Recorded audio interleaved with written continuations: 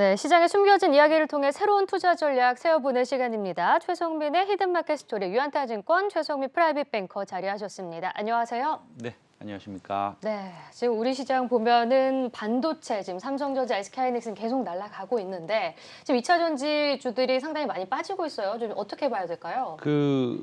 기본적으로 이제 그 반도체는 그동안 많이 쉬었지 않습니까? 네. 그리고 사실은 금요일 날 보더라도 마이크론 테크놀로지가 한 6.8% 상승했고, 모건 스탠리에서는 뭐 2분기부터는 이제 반도체 가격에 저점을 찍을 수 있다라고 하는 거죠. 그건 이제 메모리 가격을 얘기하는 것이겠죠.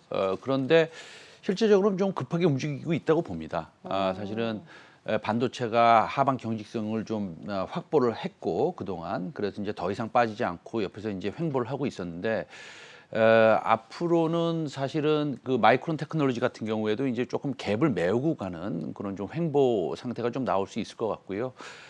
지금은 쏠림 현상이 좀 극단적입니다. 그동안 반도체를 갖다가 많이 가지고 있지 않았던 분들이 반도체 가격이 조금 2분기부터 버텀아웃 한다는 그런 얘기가 나오니까 네. 그다음에 이제 마이크론 테크놀로지도 한 뭐 7% 상승하니까 이제는 전부 다 반도체 아니냐라고 해서 좀 가고 그다음에 이재용 부회장이 뭐 20조를 투자하느니 50조를 투자하느니 이런 얘기가 나오고 있어서 오늘은 조금 좀 극단적인 쏠림 현상이 좀 있다라고 보는 것이고요. 반도체 들고 있으면 좋습니다. 이제 가져가셔야 되는데 오늘은 조금 앞으로는 하루 이틀 좀 조정이 나왔다가 천천히 상승하는 그런 국면으로 돌아가지 않을까 이렇게 생각하는데 오늘 제가 2차 전지 종목을 하나 가져 나왔어요. 네. 네, 그래서 2차 전지는 상대적으로 이제 수급이 반도체로 쏠리다 보니까 오늘은 좀 하락을 좀 강하게 보이고 있는데 저는 이럴 때가 기회가 아닌가 이렇게 생각을 하고 있습니다. 네. 네, 알겠습니다. 그리고 미국 하원에서 지금 친환경 투자 확대를 골자로 한 1조 8,500억 달러 규모의 더 나은 재건법이라고 하죠. 이게 네. 법안이 통과가 되었는데 이건 어떻게 보셨나요? 기본적으로 이제 한 11월 25일 날 좀 확정이 되느냐 이렇게 좀 저는 생각을 하고 있었는데 일단 하원을 통과했습니다. 네. 근데 사실은 이것은 통과가 되면 상원을 통과가 되면은 게임 체인저가 될 수 있는 것이라고 생각합니다. 지금 7,500불의 세금 감면 혜택이라고 제가 표현을 할게요. 이런 것들이 이제 12,500불까지 상향이 될 것이고 그렇다고 본다면 굉장히 가격 민감한 미국 소비자들이 사실은 이제 그 전기차에 대한 수요가 더 폭발적으로 증가할 것이고 미국은 지금 침투율이 4.8, 4.9% 아닙니까? 중국은 19%고 유럽은 우리가 뭐 얘기할 필요도 없는 것이고요. 그렇기 때문에 전 세계에서 제일 큰 시장인 미국의 2차 전지, 그러니까 다시 말씀드리면 전기차 시장의 침투율, 그 페네트레이션 레이트가 4.9에서 예를 들어서 19% 중국과 비슷하게 간다면 네. 가는 가정하에 이것은 게임 체인저가 될 것이고 앞으로 2차 전지 배터리 섹터는 조금 더 상승의 여력이 충분히 가져갈 수 있다 이렇게 생각합니다. 그래서 이번에 그 1조 8,500달러의 재건법 법안이 하원에서 통과된 것은 이것은 뉴스가 아주 크게 지금 돌아다니고 있지는 않습니다만 네. 굉장히 중요한 뉴스다 이렇게 말씀드리고 싶습니다. 네. 네. 자, 그렇다면 오늘 히든 스토리를 어떻게 들려주실지도 궁금한데요. 첫 번째 키워드부터 확인해 보겠습니다.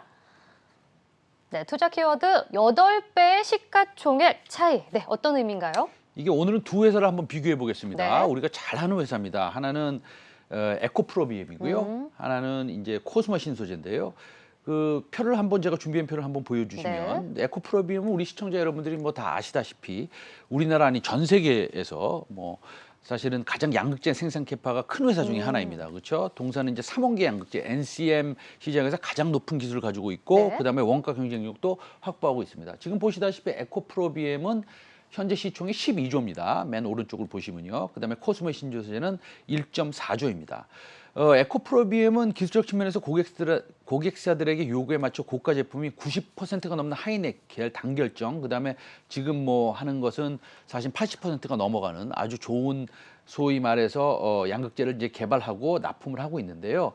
2023년까지 19만 톤의 캐파 증설 계획이 있습니다. 현재 시가총액은 12조라고 말씀드렸고요. 네. 다시 한번 표를 살짝 보여주시면요. 코스모 신소재는 마찬가지로 양극재 생산 업체입니다. 그런데 이제 코스모 신소재는 양극재 물질은 NCM계의 후발주자죠. 네. 그렇기 때문에 지금 캐파로 보면 2023년이라고 네, 지금 오타가 2023 년이죠. 났는데요. 2021, 2022, 2023년으로 제가 하겠습니다. 네. 19만 톤 대 7만 톤입니다. 예, 그래서 근데 NCM5 시리즈하고 6 시리즈가 이제 주된 제품이고요. 네. 이제 올해가 지나가면 올해 말에 LG 이너지 솔루션이랑 아마도 NCM 8계열 공급을 시도할 계획으로 알고 있습니다. 양극화 물질 생산 능력의 경우 올해는 연간 1만 톤에서 하반기에 2만 톤으로 됐고요, 올해. 그래서 이제 하반기부터 실적이 많이 늘어납니다. 코스모 신소재는. 그다음에 내년엔 3만 톤, 4만 톤. 예, 보수적으로 3만 톤이라고 적어놨는데 내후년엔 7만 톤의 생산 능력을 가질 것으로 보고 있습니다. 근데 비교를 하기 위해서 정확한 기술력과 현황을 놓고 비교해야 되지만 네. 아무리 2, 3등 업체라고 해도요. 자, 1등 업체 에코프로비엠 2023년에 19만 톤 캐파. 코스모 신소재 7만 톤. 그런데 1등 업체와의 캐파가 3배가 차이가 나지 않습니다. 네. 2.7배 정도 차이가 나는데 현재의 시총은 8.5배가 차이 납니다. 제일 오른쪽을 보시면 시총이 에코프로비엠은 12조고요. 네. 코스모 신소재는 1조 4천억입니다. 그래서 이 정도 차이가 난다면 그 이유를 한번 분석해 볼 만하다라고 해서 제가 소개 말씀을 드리고 있습니다. 네, 그렇네요. 지금 캐파가 3배가 차이가 안 나고 시총이 지금 8배가 넘게 차이 네. 나는데 그렇다면 이제 코스모 신소재의 기술력이 좀 어떻죠? 아직까지 글로벌 상위 업체 대비해서 하이니켈, 그러니까 니켈이 80% 이상 들어가는 개발이 살짝 떨어지고 있는데 드디어 이제 그거 개발이 완료가 된 것으로 지금 얘기가 되고 있습니다. 그래서 연말에 LG 에너지 솔루션의 전기차 배터리양 NCM8 에코프롬이 하고 있는 그거죠. 제품의 공급 시작이 될 것으로 보고 그래서 밸류에이션과 사실은 시가총액의 격차가 축소될 가능성이 굉장히 높다. 이렇게 저는 생각합니다. NCM이 이제 니켈, 코발트, 망간 네네. 이 배터리 8인데 사실 이 최상위 양극재라고 할 수가 있죠. 근데 코스모 신소재 그럼 개발 상황은 지금 어떻습니까? 약 2달 전에 코스모 신소재가 전기차 배터리 핵심인 양극 소재 고도화를 위해서 또 430억을 투자를 했습니다. 네. 그리고 올해에는 이제 NCM 니켈 88% 개발을 완료했고요. 2023년에는 93%가 되는 니켈 양극재 제품도 개발 계획 중입니다. 그래서 코스모 신소재가 거의 개발이 완료되고 있는 니켈 88%의 양극재 제품은 국내 업계 가운데서도 최고 수준입니다. 에코프로비엠과 동일하다 이렇게 보시면 그렇군요. 됩니다. 이들 제품도 LG화학과 삼성 SDI에 공급될 예정이라고 알려져 있고요. 지금 이재용 부회장이 미국에 갔지 않습니까? 네. 미국 가서 뭐 20조나 50조를 투자한다라는 얘기가 나왔고 아마 배터리 관련돼서 삼성 SDI 관련된 얘기도 나오지 않을까 이런 생각이 들고요. 또 이거의 변곡점은 LG 에너지 솔루션과 삼성 SDI의 하이니켈 제품을 납품하는 그때가 변곡점이 될 것 같고 그렇게 된다면 현재 에코프로비엠 시가총액 약 12조 그다음에 코스모 신소재 시가총액 1.4조가 격차가 현격히 줄어들 수 있는 가능성이 크다. 이런 말씀 다시 한번 강조드리겠습니다. 네, 알겠습니다. 자, 그럼 두 번째 키워드도 확인해 보겠습니다. 캐파 증설 상향 가능성. 네, 어떤 배경으로 이런 생각을 할 수 있을까요?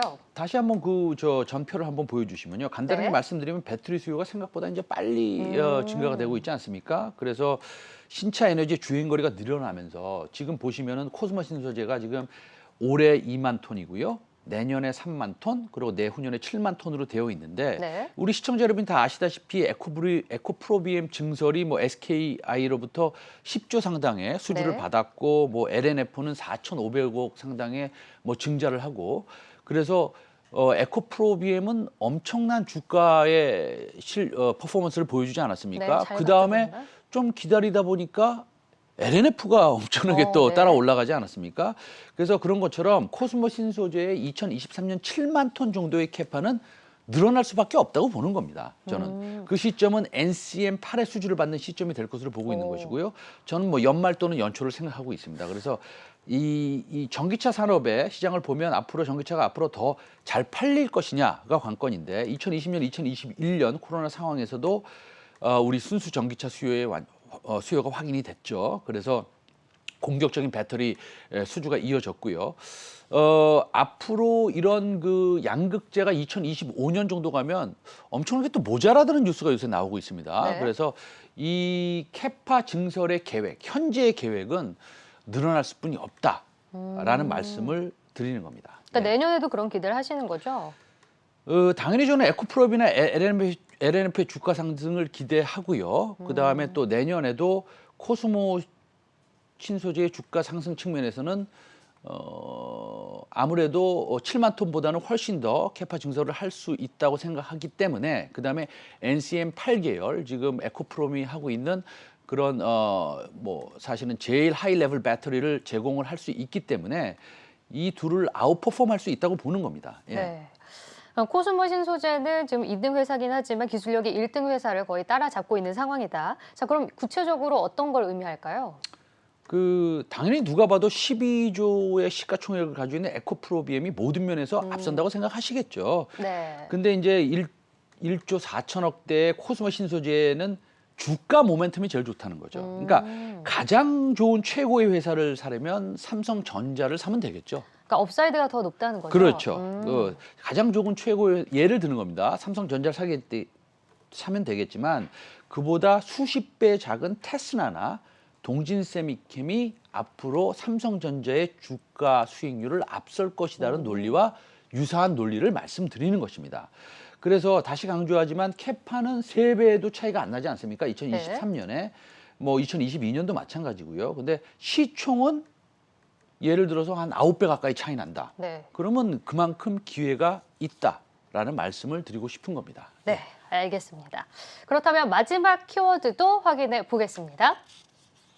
네, 투자 키워드 세 번째, 고점 돌파 2022년 토픽. 네, 전고점 이제 돌파하는 겁니까? 네, 뭐 양극재의 성장의 가시성이 굉장히 높지 않습니까? 그래서 주가라는 것이 많이 올라가면 횡보, 조정을 받을 수는 있죠. 다만 그 산업의 성장을 보면 예를 들어서 S&E 리서치 자료를 보면 글로벌 시장 기관의 보면 2030년에는 605만 톤으로 지금의 73만 톤. 네. 2020년에 73만 톤에서 뭐 8배 이상 늘어날 수 있다. 이렇게 이제 배터리 시장 규모를 우리가 보고 있는데요. 그래서 보시다시피 그 에코프로비엠 한번 차트를 한번 제가 준비한 걸 한번 보여주시면요. 에코프로비엠 주가는 오늘 조금 하락을 하고 있지만 네, 다 빠지고 있죠, 이번에는. 예, 연일 뭐 고점을 갱신하고 있지 네. 않았습니까? 저 박스를 제가 만든 게 이제 그 횡보하는 그런 구간이었고요. 그 다음에 이제 제 2등 회사 보면은 LNF입니다. 예, LNF도 너무 많이 올라갔죠. 네. 그래서 사실 이것은 올해의 주식이라고도 할 수도 있습니다. 그래서 두 회사가 사실은 양극재의 넘버 원, 투 회사인데 아직은 이런 모습을 보이지 못하고 있는 것이 코스모 신소재입니다. 코스모 신소재는 아직도 박스권에 지금 머물러 있고요. 그렇다고 본다면 거꾸로 가장 레버리지, 증가폭이 크고 지금 저평가되어 있고 네. 앞으로 박스권을 돌파할 수 있고 올해 에코프로비엠이나 LNF처럼 2022년도에 2차 전지 소재 업체에서 토픽으로 삼을 수 있는 종목일 수 있다라고 네. 해서 오늘 제가 소개 말씀드립니다.